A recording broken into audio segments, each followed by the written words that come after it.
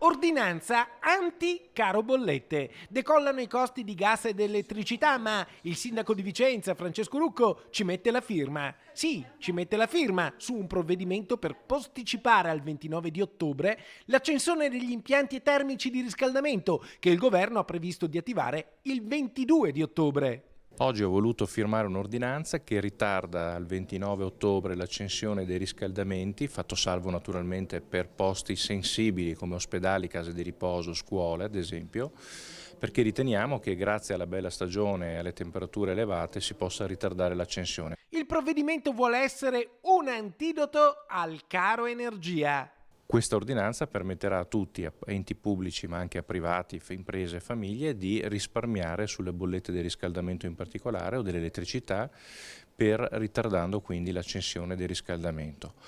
Il cielo ci aiuta! L'autunno caldo del 2022, con temperature primaverili come non si vedevano dal 1800, è provvidenziale nell'anno nero del caro energetico. L'inverno ormai è alle porte, ma nonostante questo ci saranno sicuramente molti vicentini che, anche dopo il 29 di ottobre, continueranno a tenere spento il riscaldamento finché resisteranno in nome del risparmio economico. E credo che saremo in tanti, mi ci metto anche io, perché devo dire che in questo momento accendere il riscaldamento mi spaventa e quindi per un bel po' rimarrà spento.